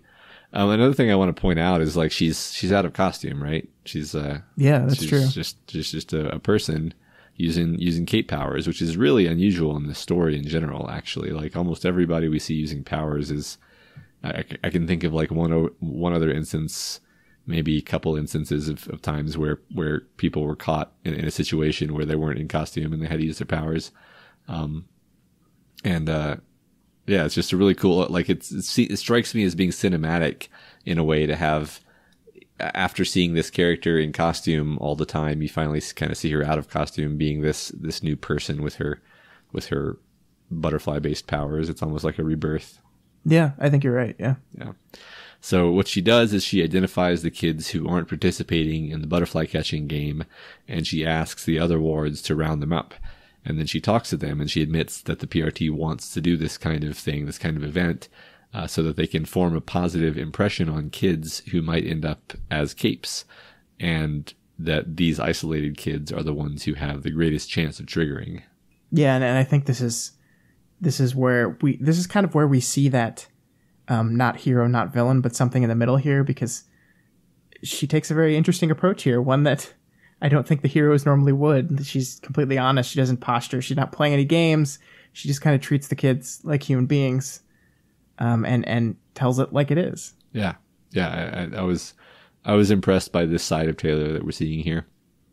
But yeah, it's interesting because like she's saying all these things that she really shouldn't be saying in her like straight-laced or her attempt to be straight-laced, Weaver that she had sort of conceptualized before, but she's kind of reconceptualizing what she wants Weaver to be. So she's saying stuff like, "Oh, let's be fair, being a villain is an option," and stuff like saying drugs are bad. It's wrong. Drugs are fantastic. So as she's saying this stuff, she realizes that her behavior is problematic. But for her, it's worth it to cross these lines because now she's being authentic. She's being the Weaver that she wants to be. Yeah, yeah, and I think she does good stuff here. Like, yeah, and I might just be completely putting words in his mouth again, but I feel like Wildbow is kind of working through some frustrations that he has about how we talk to children about this kind of stuff, like drug education, sexual education. We talk to kids so dishonestly sometimes about this stuff, and Taylor recognizes that here, and she's right. Drugs do have to be fantastic, or people wouldn't do them. Pretending like abstinence actually works and kids will never hook up is foolish, just like pretending being a villain isn't an option is foolish. It is an option. It will always be an option. So instead of pretending like it's not, let's talk about the actual consequences of that choice, not just removing it as a choice. Yeah, I mean, I think she probably did good here because these kids are going to remember, like they're old enough to use, reasoning because they're middle schoolers. So they're going to remember that this supervillain sat down with him and hashed this out with him and was very pragmatic. Whereas like if you just kind of hang out with the wards and see their cool costumes, all you remember is like the cool costumes. You don't take anything away from it. Yeah. Yeah. So yeah, I mean, it goes on and Taylor has them all write down something bad that might happen to them in the near future. And then the wards make up powers for them based on those as trigger events. And then the kids are given the option of whether to be heroes or villains. And then based on their choice, they roll dice. And Taylor kind of rigs the rules, but in a way that she finds to be realistic based on her experience, so that the villains have a really hard time staying on top. Yeah, I love this so much. This is like really inventive and smart of her. And it kind of reminds me, those like Scared Straight programs where they have the villain come in and be like, no, you're going to end up like me. This reminds me of one of those, but actually like effective. Yeah. And I'm still kind of amazed by the perspective that Taylor has here. And like, I think it's only because she's now outside looking in on the whole villain thing that she's like able to have this perspective. Like even if it is like being a hero is harder for her, like she recognizes that it is much safer. Yeah. And I love that part where I make sure to look each of the participants in the eye as I spoke. I wasn't satisfied doing what I was doing as a villain. I switched sides by choice. Think about that. Even after all of that, even after everything I had, even though I felt pretty good spending all that money on helping people in my neighborhood, being front page news, I gave it up. And that's true. That's what she did. And that's so important. Yeah. Yeah. She's just being honest too. She's not telling a story. So yeah, she asks the survivors of the Weaver Dice campaign to decide on whether they're going to attend an Endbringer fight if they're called to, and to roll on whether they'll survive. Yeah, and I love the kids kind of call her out here. It's like, no fair, you've rigged the game against us. And it's like, no kid, life has rigged the game against you. Yeah. These are the stakes. And I like here that she says, like, as she's explaining this whole thing, as she's explaining the truth about being a villain, she never says being a hero is better. I still don't know if she believes that it's better. I think she says it's safer, it's smarter. And I think that she's still like in this weird in between the two. So I don't think it would have been fully realistic for her to say, oh, it's definitely better to be a hero, but it is safer, it is smarter. And I think that's important. Yeah, no, you're right. She's not overselling it. She's really just being as like honest as she can. Yeah. Yeah. And then in the midst of this, everybody's phones ring and they get the word that it's Behemoth in New Delhi. And Taylor thinks of the Undersiders, and she knows that she has to go too. Yeah, what a terribly timed Endbringer, right? In the middle of where they just showed that everyone has a 1 in 4 chance of dying. Yeah. In the midst of this, everyone's phone rings. Yeah. So it's fresh on their minds. Right. I mean, that's really great dramatic timing. I love it. It really is. Yeah. And you can feel the emotion in the scene sink. Like Wildwood does a great job with that, where you can like Taylor starts breathing heavily and like she knows what's going on, and you can just feel everything just like take a nosedive from this kind of lighthearted scene where Taylor's talking to children and trying to help kids, and then everything just like snaps back to the real world. Yeah. And I love this moment where they mention that they call him the hero killer, because they had mentioned that before. And that's the thing, is now Taylor is a hero. So yeah. Just the ominousness of that is fantastic. Yeah, you're absolutely right. Yeah. So yeah, the dragon suits land and they pick up Taylor and they bring her old costume with a new back compartment. Yeah, Matt, this is such a powerful end to a chapter here, because we have this chapter where Taylor has the Yamada chapter. It's so amazing, and you feel like she had a real breakthrough. Like as she boards the plane, she and Yamada kind of meet eye to eye, and she nods at her, and Yamada nods back, and there's this moment where like you get that they both understand that like they might never see each other again because Taylor might die here, and she says this moment like, it had meant something to me after all, getting a chance to do this. And that's just like such a powerful moment on the back of this terrible news that she's going to have to go risk her life. But she had a breakthrough. Like she has grown in this chapter, and it's really great. Yeah, I agree. I like that little touch there. So yeah, we move right on into 23.5, and we're going to see even more of the world, because Taylor's riding this craft to New Delhi. And she's just stewing in restlessness for the whole flight. She's watching the count of the attending capes for the fight tick upward, but she doesn't really know what to do with herself. So she just kind of investigates her flight equipment, and then Defiant explains its functioning. And she finds that she's able to operate the flight pack via her bugs kind of operating the switches for her. Yeah, and the flight stuff is really cool, but I kind of wanted to talk to you a little bit more about what this means like thematically, because Taylor's now in the situation where she's using her old armor but with new equipment. She's called herself Weaver, but she's not quite there yet. And we see her in the Skitter costume with the Weaver gear. So she's somewhere in this middle ground between the two. That transition has not been fully made yet. And again, so we have Wildbow here using clothes, using costumes to say so much about a character's state without ever actually having to say it. Yeah, I agree. It's a transition period. It's a nascent form. So she thanks Defiant for the equipment, and he explains that Tinkers don't usually make gear for other capes because of the required upkeep time, and that he's doing this specifically for her because he feels that he wronged her in the past. He owes her, and this is his way of making up for it. Yeah, and I think this is probably the scene you were thinking about when you talked about how he kind of slips back into arms masteriness a little bit, right? And then catches himself or gets specifically called out for it, right? Because he basically says, like, stop thanking me, like, I'm just doing this because I wronged you. And then he's like, there's a pause, like, where he's obviously being lectured, and then he talks again, and it's really great. Yeah, you're welcome. Yeah, right. Yeah. I mean, he's such an interesting character because, I don't know, every time there's a character who you dislike at first, and then they kind of grow on you, those are always my favorite. Yeah, it's really interesting because I listened to our first episode not too long ago, and my my interpretation of him in that first arc and how different of a person I see him as now. It's incredible. Yeah, he's really fleshed out, and he's very complex now. Yeah, absolutely.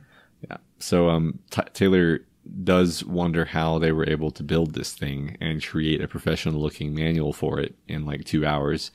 But then she spends the rest of the flight just rereading the manual. Yeah, and Taylor's smart enough where it really makes you wonder how long it's going to take before she puts together this whole dragon is an artificial intelligence thing. Yeah, right. Yeah. It makes you wonder if other people have, because it's like, that's kind of unbelievably prolific there, dragon. But yeah. So as they land, Defiant mentions that they sent a craft to bring the Undersiders also, but that Taylor isn't supposed to extend the contact to them, and that there are going to be cameras pointing at her, so she better behave. Yeah, so whatever you do, Taylor, don't like immediately exit the ship and fly over and say hi to the Undersiders. Yeah, exactly. So she gets out and flies across the field to the Undersiders immediately. God damn it. I mean, I almost wonder if she like interpreted what they said as like, don't extend contact to them on the battlefield. But no, I mean, I don't think that's true, because I think she doesn't care. I read this part twice because I was like, did she really just do that? Like, I mean, she just like leave this conversation and then immediately do the thing he told her not to do. Yeah. I think that's what happens. I think she just like, there's just no way she wasn't going to go talk to them. Yeah. Because that would be such a snub to them. And she just wouldn't do that because she's like barely holding it together. She's been in prison. She needs to see her friends. Yeah. Yeah. So, Accord, Citrine, and Legea are there along with the Undersiders, all the Undersiders, including Flechette and Perian. And they talk about how they're all doing. And it turns out that they're actually dealing with Heartbreaker's group back in the Bay. Yeah, you said Flechette. It's Foil. Oh, Matt. yeah, sorry, I forgot. Foil. Well, did you remember that you guessed that name? I did. Yeah, it was on my long list of things. Yeah, but it was one of them. In a private message to me was just riffing on possible new names for Flechette, and one of them was Foil. I have photographic evidence. The thing that's most interesting to me here, though, is that like Taylor's legitimately concerned with how they're doing because there's a certain amount of guilt she feels for leaving them. And Lisa is very much just like, no, we're fine. Stop worrying about it. Like, we're dealing with it. We're dealing with it. And I wonder how much truth there is to that. How much is that Lisa just like, I know how guilty and worried Taylor is going to feel about this, so I'm not going to give her any concrete information. She's like, we're fine. We got it. Don't worry. Yeah, right. Yeah. That's a good question. So that they're talking about how they're going to perform on the battlefield, and Taylor says, as far as I'm concerned, that means they're going to do whatever works best in the moment. And then Tattletale says, isn't that how you wound up with us? Yeah, she just got dunked on again, because that's true. I mean, like, that's like, and it's got to be a little confusing for the Undersiders at this moment. Like, didn't you had this whole plan? Like, they assumed that she had this big complicated plan, and that's why she's doing all this. And to hear, I'm just going to do whatever works for me at best. It's like, wait, what? Yeah. Yeah, I thought this was all based on some kind of long-term vision. No? Yeah, all right, well. So yeah, before she leaves, she gives them each a heartfelt expression of her affection for them, calling them her family. And she smiles, actually, which is a rare thing for Taylor as they banter, especially as Regent kind of... She really loves these guys. Yeah. She really does. Yeah. But then in the end, kind of on a sour note, she worries that having killed Alexandria will cost them. And I think this is interesting because the first time I read this, I read it as it will cost them because everyone will be mad at them and like won't support them in the fight against Behemoth. And then I realized like maybe that's not what she meant. Maybe what she just meant was the fact that Alexandria won't be present in this fight will cost humanity. Yeah, that's what I took it as. Yeah. So yeah, I think it could legitimately be taken either way, but I think the latter is how she actually meant it. Yeah, I mean, realistically, I think it is a combination of both. I think that, like, first of all, they're not going to have Alexandria here, so humanity could suffer. And second of all, the aftermath of that is everyone's going to be thinking, well, what would this battle have been like if we had Alexandria here? Yeah. And they're going to look to the person who is publicly responsible for that. Right. Yeah. Yeah. Yeah. And then she thanks them for the letters. She thanks them for... all of the letters meant a lot to me, except imps. That's so good. She tells Rachel that she wants to hang out again someday. And after all of this, Regent being trope aware, he keeps yelling at her for saying things like these, for being what's the word? I'm going to say ominous again. Yeah, Regent knows he's in a book and continues to be excellent about it. Yeah. There is a lot of implied goodbyes in this speech, though. I think everyone is fully aware of the stakes, and I'm kind of on Team Regent in the moment. I think with all these implied goodbyes, I'm thinking an Undersider's going to die in this one, and which one you'll have to wait till the end of the episode to hear that. But all right, tune in for my speculations. Okay, so she heads back to her own ship and watches the Behemoth battle begin on the monitors as they fly closer. Dragon can talk a little bit now. For now, it's mostly the dragon ships, the suits, rather, the independent suits that are attacking him. And Behemoth chases down several capes, I think they're Indian heroes, killing them with his kill aura and lightning. Oh, hero killer. I get it now. So Dragon attaches a small camera to Weaver and gives her a radiation pill. Defiant then goes on to describe the cape system of India. There are hot and cold capes. The hot capes are mostly about appearance, flash. Regardless of hero and villain, they're kind of like the ones that everyone pays attention to. You get the sense that it's mostly for show and it's not really that impressive. The cold capes are about violence.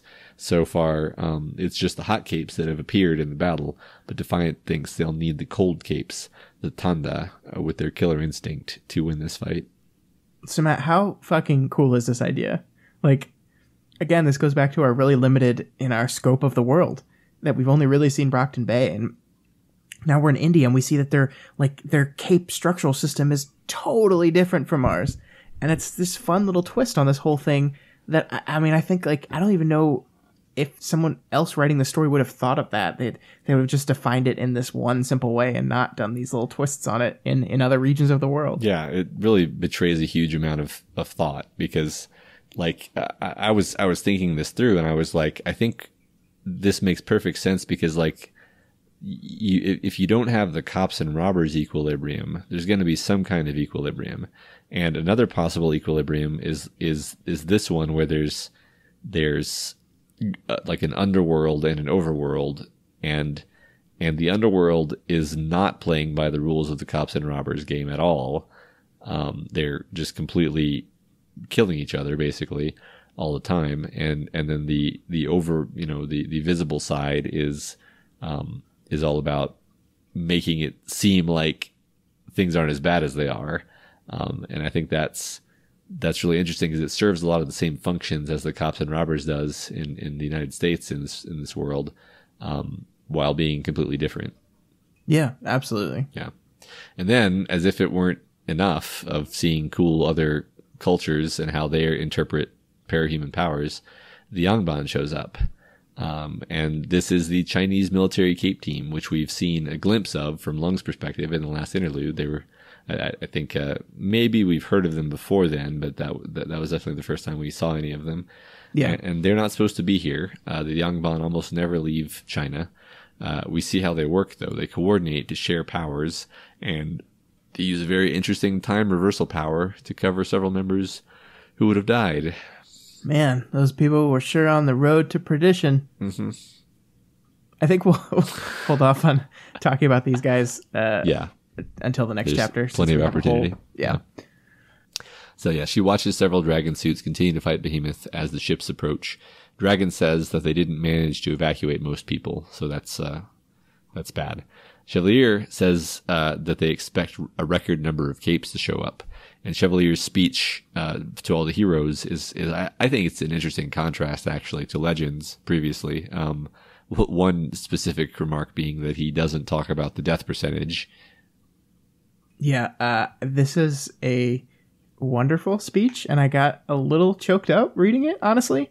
I like Legend a lot, and I thought his speech was very good, but this is good on a very different level. You can see the difference between these kind of characters. Like, the line where he says, "You're the biggest damn heroes I've worked with," is, like, awesome. Like it's so great. Yeah, I think Chevalier, like this speech in particular, makes you see him as like the content of the speech is the same as Legend's speech, but it just feels a lot more authentic coming from Chevalier. Yeah. Whereas Legend always seemed to be like all about that like presence and the facade of like the hero. He's much more seeming like the kind of general that would like be down in the dirt with his troops and like the president's speech from Independence Day. yeah, totally. Kind of thing. I know what you mean. I sure hope nothing bad happens to him. Yeah. Oh. In the chapter. Yeah, really quickly. Yeah. Fuck. So Taylor wants to meet up with the Undersiders, but Dragon and Defiant encourage her to go to the Chicago wards because they actually want her. So she goes over there, and Tecton tells her that she'll actually be team leader for this fight because she has more experience. They have some new members that she doesn't remember from the Echidna fight. Cuff, Annex, and Golem are standing there. Her first order is that they'll be supplementing and supporting the Undersiders, which is exactly what she was just told not to do. I like that in the middle of all this stuff, Taylor still takes time to make fun of Golem's name by saying, like, they're Lord of the Rings guy. Yeah. It's really wonderful. I know, like, she does, like, choose immediately to go against her orders, but I still think the idea that, like, Dragon and Defiant basically tell her, like, the Chicago wards want you, go with them, but you can do whatever you want here. I mean, this is an Endbringer battle. Like, we are not controlling you here. You can do what you want. And she chooses to go with the Chicago wards still. But yes, she does have them support the Undersiders, but I think this is an important I think choosing the wards there was a big deal. Yeah, I agree. I mean, it's you know, she can do whatever she wants, but she knows that whatever she does is going to reflect on her later. So yeah. All right. Well, that's kind of how we wrap up with Taylor this time. She's heading off with those Chicago wards, and then we move on to the interlude 23.x with Youngbound member number 36, Cody, as he uses the 42 other powers shared amongst the Youngbound, now 41 after one of them got splattered, to defend against the strike from Behemoth. Fucking Cody. Oh wait, I'm getting a little ahead of myself here. Yeah. Sorry. You haven't fully formed that sense yet.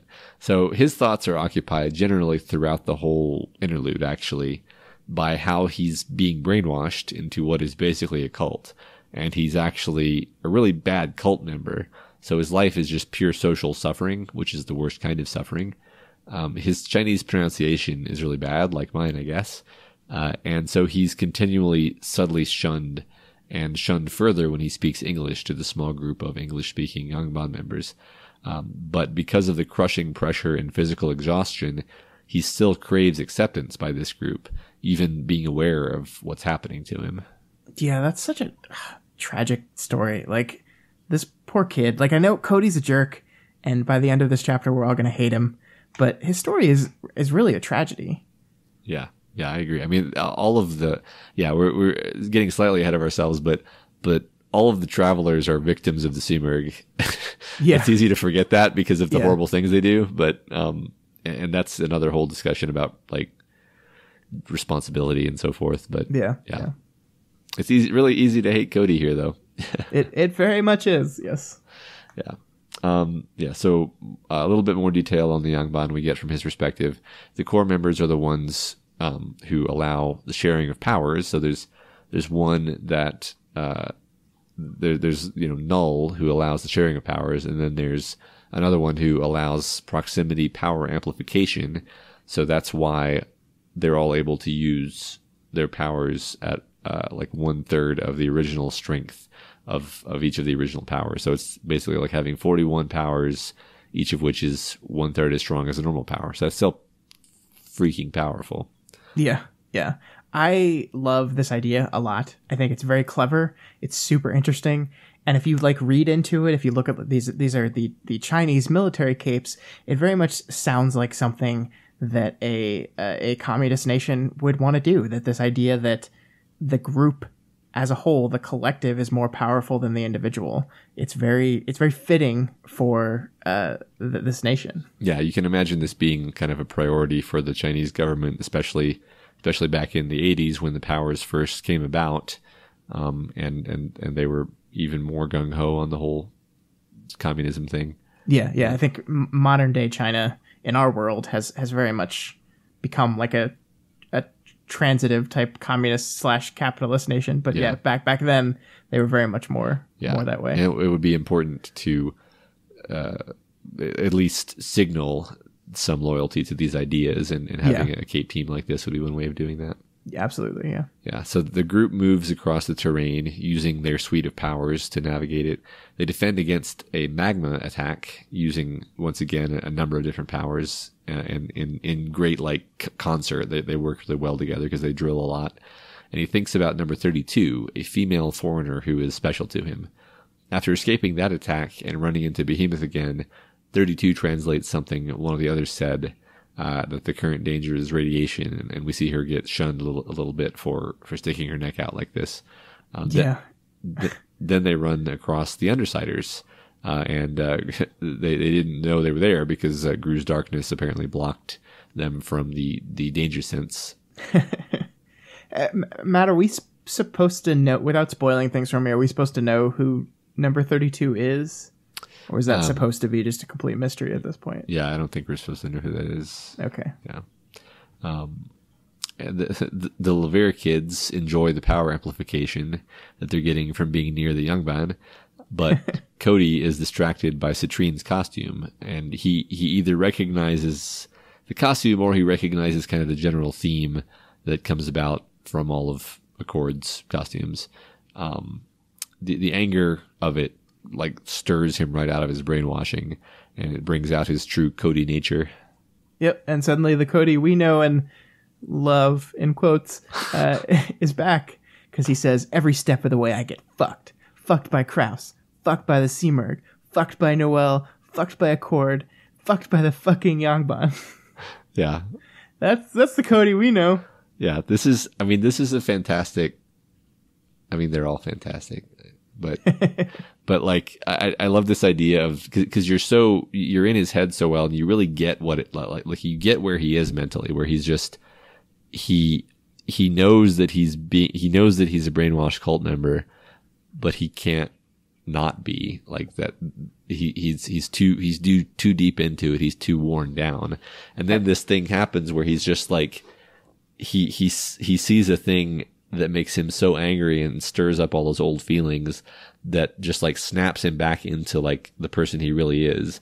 And that's enough to just kind of bump him right out of that groove. And I think it comes across perfectly.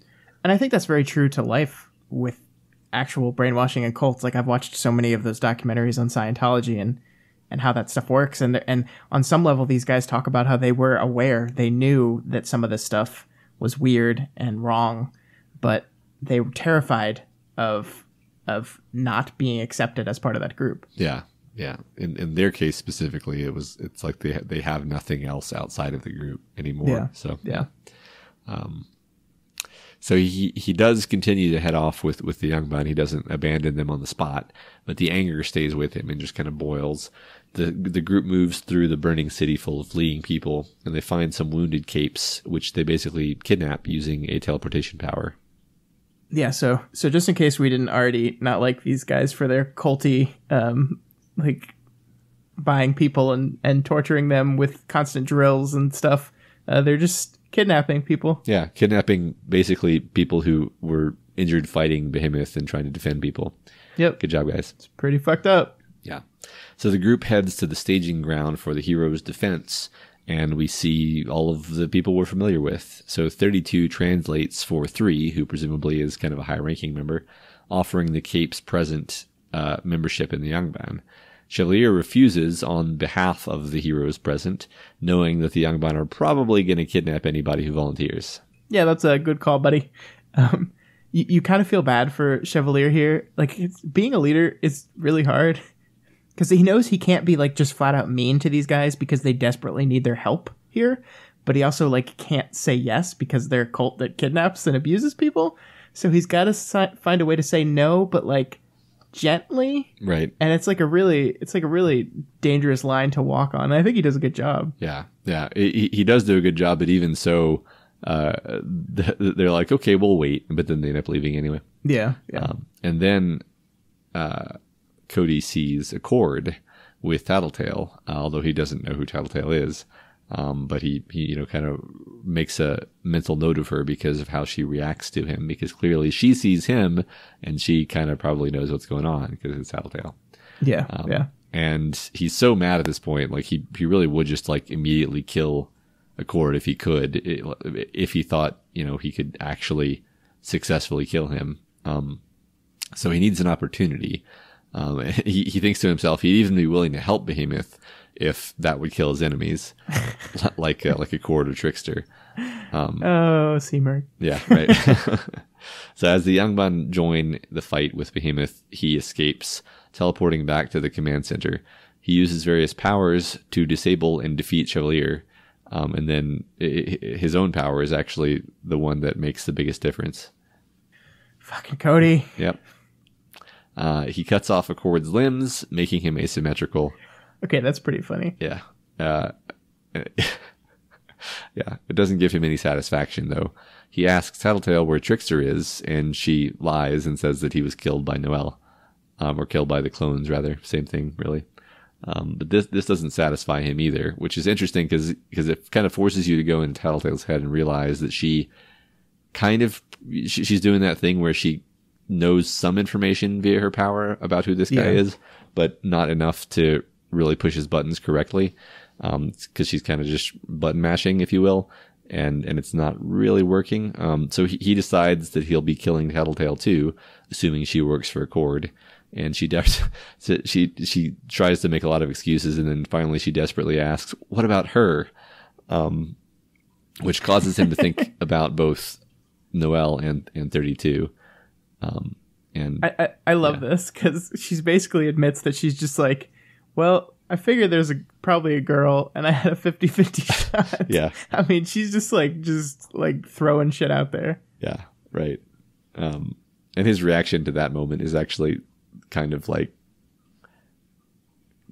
terrifyingly, cold, He's just well, and it's I mean, obviously this is all the Seamer, and we see this pretty explicitly in the next part you're going to talk about, but it's interesting that he goes 32 first, and then he goes to Noelle, and then the her that Tattletale's talking about in his head becomes the Seamer. Yeah, right, because it says he shook his head, trying to clear the ringing in his ears. When had that started? With the shockwaves? During the fight with Chevalier? Or before all that? Before the Yangban? Had it ever stopped? That's such a great moment. Yeah. It really is. Yeah. I nothing else to say about it other than like, oh my God, that's so cool. It's like, I mean, and it's so like, it's been so like, we have the entire Traveler's arc. We have everything they went through, and then we have it all culminating in this Echidna battle. And you're like, okay, that's it. That's the Sea Merc's endgame. That was her plan to lead this to this moment where we have this giant battle, that you forget about Cody, that you forget about this stuff. And it's been just long enough. We've seen Taylor go through all this other stuff that we've forgotten about it too. And it's like, nope, here it is. Here's one of the long swooping endgames of the Sea Merc, and it's just fantastic. Yeah, right. And in this moment, he realizes that he is a pawn of not only the Sea Merc, but pretty much everybody who he's bumped into since then. Yep. And it makes him even angrier. So he crushes Tattletale's windpipe with his enhanced strength. And she starts to give herself a tracheotomy with a pen. But he takes the pen case away and crushes it. I just had to pull this out where he's watching her kind of like a psychopath and remarks on the paradoxical grin in contrast to the slam of her fist on the floor. And I had to pick that out because that's like such a Tattletale thing where I know, like the slam of the fist is like her actual desperation and fear. And the grin is her like bravado and false confidence that she's trying to project even when her freaking windpipe is crushed. Yeah, I mean, she's literally suffocating to death right now, and she still has that grin on her face. Yeah, it's I think we talked about this earlier a little bit, how like this scene works because you know Tattletale so well. It works very differently than it would if you didn't know her. Well, yeah, and it's like this. I mean, this like we're in Cody's head. And Cody's a very different character from anyone else we've ever seen before. But also we like go through two versions of Cody, because the even the writing style at the beginning of this chapter is different from the end. Because you're right, he kind of jolts out of this cult hypnosis almost and becomes his old person. And the style of writing changes to match that. But there's this real like, this is Tattletale dying. This is one of our main characters dying. And it's so at arm's length because Cody doesn't know her and we're in his head. And it's such an interesting, exciting way of doing it, because you and I are like, holy shit. But like everything you're reading is just like, and then she grabbed a pen and stuck it into her neck. Yeah. And it's like, it's so casual and distant. It's so good. Right. Like I imagine, cinematically, like him just watching with like a completely blank expression as he tries to get the pen, and then just like again with a blank expression, like taking it from her. I don't know if that's how most people view it, but he's so broken at this point that, because you remember this was just like this high school kid who was playing video games, and then he fell through a portal. And now he just is killing people wantonly, with lasers out of his hands. He's just completely lost. Yeah. But at the it's very easy to hate Cody. It is very easy to hate Cody. He is not a good person. He's not a good guy. But I don't think you can not have sympathy for him either, because he's just went through this crazy ordeal that no one is equipped to handle. Yeah. Right. So he decides, though, at the end, that he's going to save 32. That's who the her is going to be.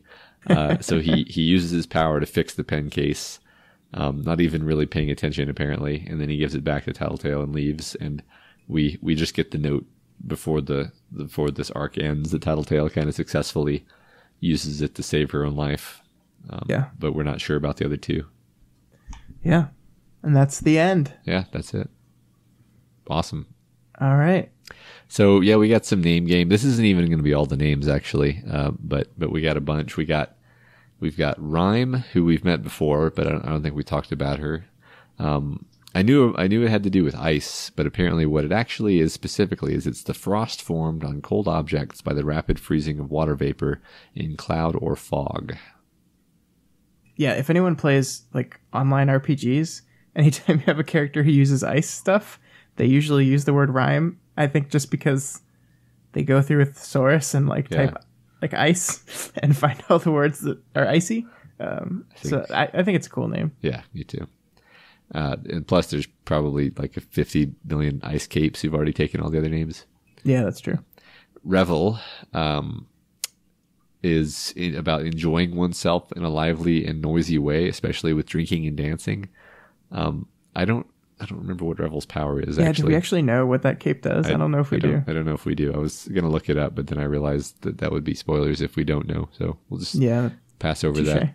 Do we know what dispatch does? No, I don't think so. We don't. Well, I'm going to mention anyway that like dispatch clearly has a dual meaning because it means like to send off something to a destination or for a purpose, but it's also to deal with a task quickly and efficiently. So I imagine there's that dual meaning, and probably his power has to do with sending something. I'm going to guess. Jouster is a person who jousts, Scott. It's very... Jouster doesn't seem like the most creative cape in the world, so that makes sense. Yeah. I couldn't find another meaning for that one. His power is pretty cool, though. We didn't talk about that, but his power is very interesting. Okay. He like attaches different things to his lance. Yeah. But he has to touch people with it, but he can move really fast. Yeah. So it's cool. I like it. Yeah, that's cool. I think we may have talked about Tekton before, but like one thing I found is that Tekton with a slightly different spelling, same pronunciation though, means in Greek it's a common term for an artisan or craftsman, in particular a carpenter or woodworker or builder. I think builder is probably the usage here. And then of course there's tectonic, which is related to the Earth's crust. So if you take those two meanings, it's like a craftsman of the Earth's crust, perhaps. Yeah. I remember when they call him Tech in the chapter and he gets really mad because he doesn't want to be known as like the tech guy. Yeah. That was funny. Yeah. I like Tekton. Yeah, me too. And then Hoyden, who is apparently that means a boisterous girl. But do we know what Hoyden's power is? I don't remember if we do. I think we saw Hoyden fight in the Adepts room. I can't remember what she did though. I should completely remember that, but we just read it multiple times, but I cannot remember it. We've been talking for 2 hours. I think we get some leeway there. Also, fair. Apparently, Hoyden is derived from heathen. So that's a thing there. Words. It just popped into my head. Of course, we also have Golem, which is we don't know his power yet, but that's the Jewish. Was he in a giant metal suit? I can't remember. I don't think he was in a giant metal suit. I think he was just in a normal size costume. But oh, was he? Yeah, I mean, whatever it was, she mentioned that it blocked his voice, and that's her excuse for why she heard Gollum, instead of Golem. Yeah, no, I think it was just the mask. Yeah, that's the Jewish myth of the clay creature that's animated with a spirit. So we'll see what that means exactly. All right, that's a good amount of names for now. I don't know if we did the best job on some of them. That's okay though. How about some of those sweet juicy speculations, Scott? All right. Well, we don't actually have any old ones to clear this week. I did guess that Behemoth is the next Endbringer fight, so I was right on half of it. But I also said that it will not. The battle will not go well. I don't know if it's safe to assume that now after the leader of the Protectorate has been knocked out and the chief strategist in Accord has been knocked out as well, with Tattletale also hurt. So I think we can assume at this point that it's not going to go great, but I'm going to hold off on that one until we know for sure. Okay. As far as new ones, the first one I have this week is that either Accord or Chevalier is not actually dead. I really want it to be Chevalier because I like him so much, but there would be a certain irony to the non-symmetrical Accord surviving the fight and having to live with his non-symmetricalness. So I guess I'm saying Accord's not dead and Chevalier is, because this book hates me. But anyway, that's that one. Okay. And then my second one, the one that I hinted towards, was that Brian is going to be the Undersider that does not make it out of this fight alive. I've been saying for a while that it feels like Brian has reached the end of his personal arc, and I don't know if there's a lot left to do with him. So it just seems fitting that he will do something in this fight and not make it through. So that's my guess on that one. All right, awesome. Good speculation, Scott. Gee, thanks, Matt. And that will wrap up our coverage of Arc 23 Drone. I hope everyone enjoyed our discussion and hearing Scott's reactions. As always, we appreciate your feedback, and we're always trying to improve. So let us know if you have any advice, questions, or thoughts on this week's episode.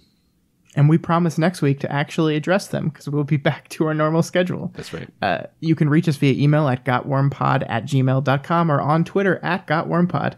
We will also be resuming my regularly scheduled live tweet read-throughs. I'm sorry, guys, we did not have one for this week. I know you guys really wanted it. I'm sorry, but we'll be back to normal next week. And hopefully, bearing any emergencies. I said bearing, I meant barring. It's weird. I've been talking for 2 hours. It's an excuse. Yeah. We will keep that normal schedule, Matt, I think, through the end. Okay. Awesome. So, unless something else crazy happens, but shouldn't. I'll mark it on my calendar. All right. If you're not already subscribed to We've Got Worm, we strongly recommend you do so and never miss an episode. You can find us on iTunes, Stitcher, YouTube, Google Play, and pretty much anywhere else in the world you can listen to podcasts. And as always, you can find this, all the other podcasts we do, and all of our writing, essays, film and TV criticism, and more at dailyplanetfilms.com. This week, we have a new episode of the Daily Planet podcast, including a spoiler-free discussion of Blade Runner 2049, as well as a talk of my top 5 favorite films from Fantastic Fest 2017. You can find that over on our main channel, along with all the other podcasts we do. And Matt, I want to take some time right now because we plug so-called writers every week, but I want to talk about so-called writers because we're for once not running over on time. Okay. So this is a great podcast idea. I want everyone that's listening to this podcast right now to go, if you haven't listened to So-Called Writers before, go on our main feed and try out the first episode. They're 45-minute episodes-ish. This latest one was only like 30-something minutes. Yeah. It's Matt and Michael writing for 30 minutes, and then they read their stories out loud and talk about them. It's fascinating. If you are a writer, I think it's a fun activity to participate in. If you're not a writer but are just curious how the writing process works, how all this stuff works, it's a great conversation. It's like the thing that I look forward to most now, and I know I'm a little biased because it's on our channel, but I really enjoy this, and I think you guys out there really will too. And I really strongly suggest you give it a shot. Yeah, just to plug it for a second, I think that like there's anybody who has any interest in writing, I think would enjoy it because first of all, you get to hear like a really short piece of fiction because anything that takes 30 minutes to write takes hardly any time at all to read.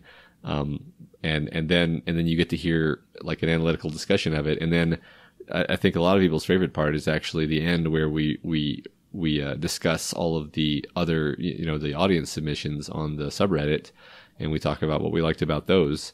And it's really great to have the level of audience participation that we're having, and obviously it would be even more awesome to have more and to have a bigger community. But it's really awesome. I'm really happy with the show and with what it's becoming. So yeah, please do check it out.